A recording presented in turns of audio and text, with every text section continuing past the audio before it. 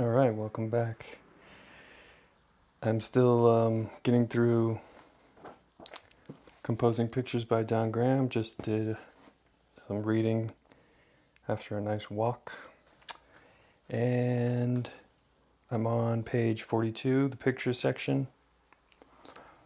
There's a few things that I want to recap since the last video, so I think I'll just get into that. I have some notes here I'll go over, and then just share how this book is inspiring me. So, what I was just reading was the difference between what he calls Italian perspective or scientific perspective. And he basically defines it as a it's symbolized as a triangle converging into a distant horizon or vanishing line. So he's just talking, basically he has a good diagram here on page 41 about the converging lines that we see, like railroad tracks and other examples. But then the other one, and I think that form of perspective is probably all the books, other books I've read on it, and most YouTube videos talk about it as the main thing that you're doing when you're trying to gain depth in an image is to use converging lines and this sort of vanishing point system. But there's another really strong concept, which is depth through overlay, and basically just having two different objects, one in front of the other. Even if there's no diagonals or vanishing points in the shot, the fact that you have overlapping shapes are going to create that depth. So that's something I like to remember. That like he even says it that where does he say it?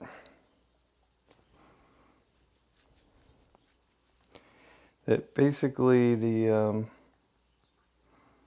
if you have a picture constructed upon perspective convergence with little emphasis upon overlay, this tends to result in a weak surface control. So, yeah, it's good to remember that kind of there's multiple ways, and there's also atmospheric perspective where things tend to blue shift the further they get because of the atmospheric effects, or they get less contrasted, they get lighter because the particles in the atmosphere are affecting the light. So it's good. He also says on this, like, there's a lot of other material. There's so much more material on perspective and stuff that he doesn't spend a lot of time on Italian perspective. It's been overdone in a way. I think I'll just keep backing up, go reverse chronological order on the big ideas that are in here right now. So on page 36, he has the famous, I guess it's a famous Russian painting. It's called Supremacist Element Circle, 1913.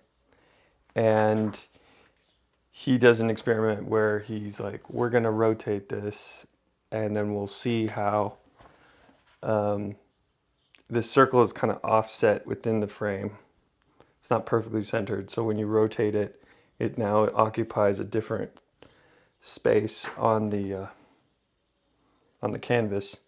And he uses this to illustrate how your subject in relation to the edges of the frame is going to have different energy in this field. He calls it a field.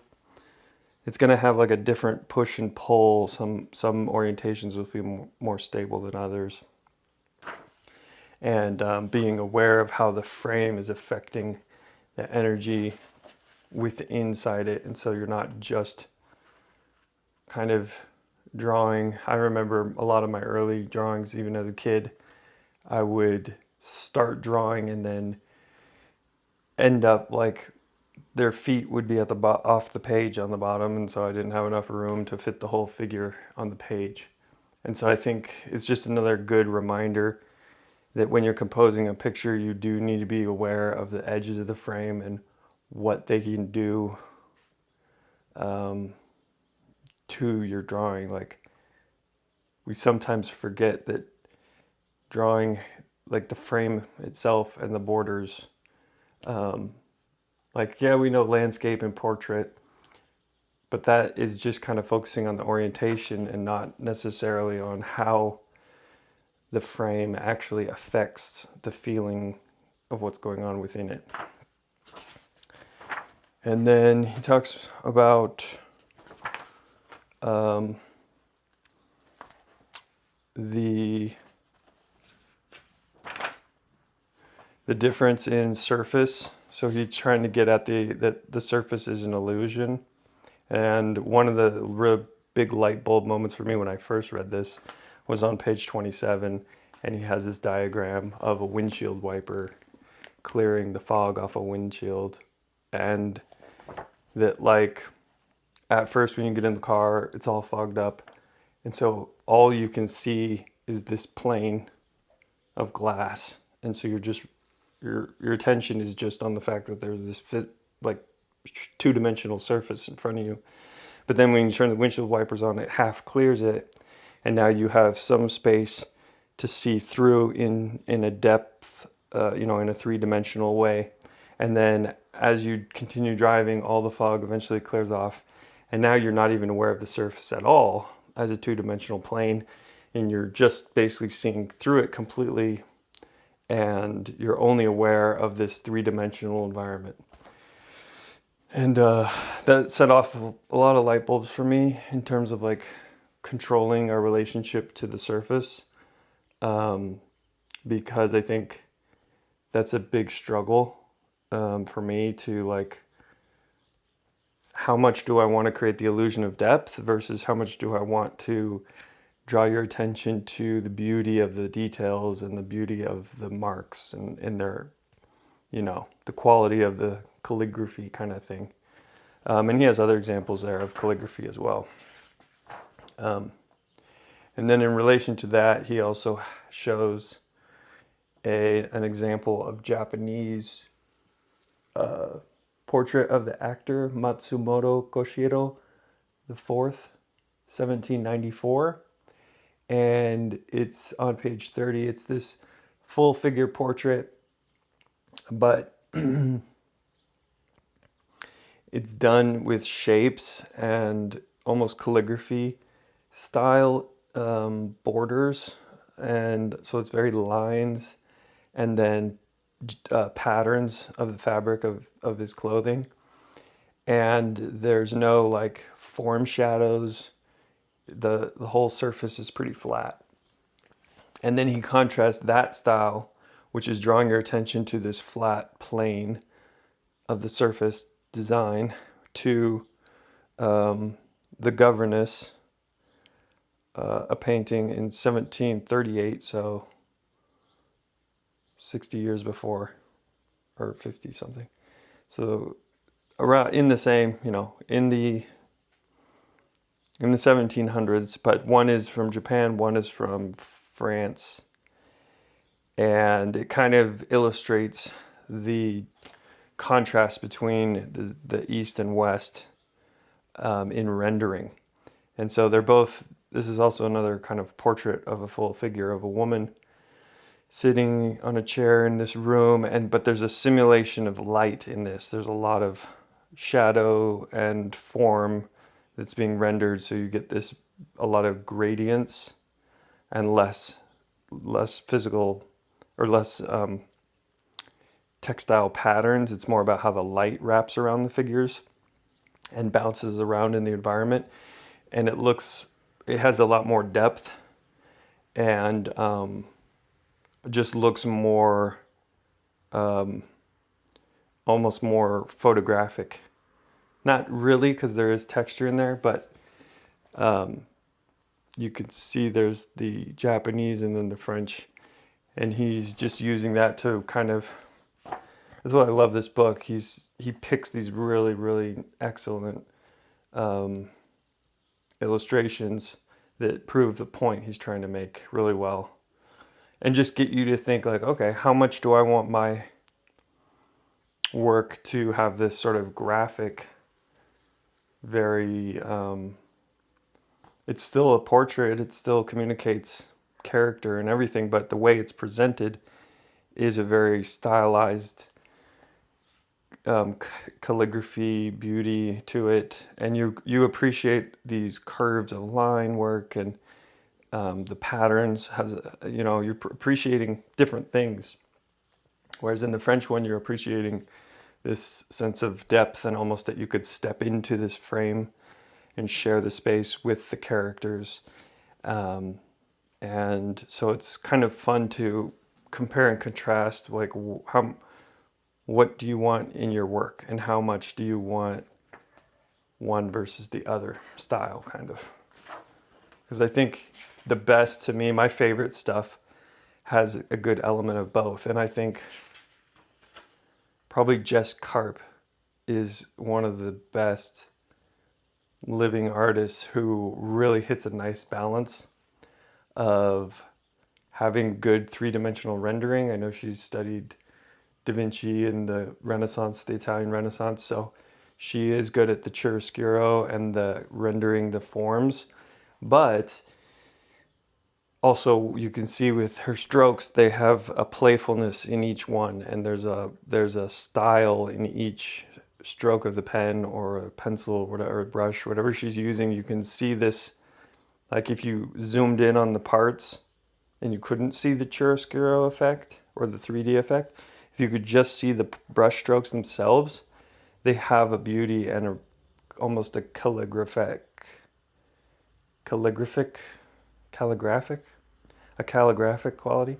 They have this movement in themselves that's more of like kind of the way this Japanese is like styling the lines. Whereas in the French one, you don't really see any line work to appreciate. Maybe a little bit in the background and stuff, but so yeah, I think now we're getting into more perspective, and I have more to read on that. But really, it's kind of basic. He's going to go over depth through contrast, which is another one. So I really like how he handles depth, how he handles getting us to think three-dimensional, and even later he goes into the thinking of your picture frame as like a stage that you put figures into. Like in the Renaissance, they developed this kind of short, maybe like 20 feet kind of stage, almost like like a theater stage, where you're not trying to draw infinite depth. You kind of suggest the background, but then you're trying to place figures in a pretty small staging area. That way you can manage their relationship to each other. And he even has a lot of cool ideas on how to diagram and creating a plan. He creates these top-down plans for like where figures should be in the scene from the top down, and then that kind of will give you a way of basically like here's a good example with that piano, where you are able to almost like place your figures, okay, how close are they to each other, and then you will take that top down plan and rotate it until you're looking at the scene like a proscenium. So now you're facing the actors instead of being top down. You rotate the camera and now you're looking at them straight on. But because you know their orientation from the top, the perspective is much easier to handle and manage. And it's just easier to place figures from the top down, just like drafting, you know, like an architectural plan is easier to do from the top first, then rotate it into a three-dimensional perspective on it. And I've never seen anyone else tackle that problem in this way. Maybe a little bit with Loomis, maybe. I don't think so. So yeah, that's that's what I'm up to with this right now. Still a lot more reading to go. Just chipping away at it, reading every day, taking notes, thinking about it, and enjoying it. Yeah, I think the total length is almost 400 pages. So, got a long way to go. Thanks for watching, and I will see you in the next video.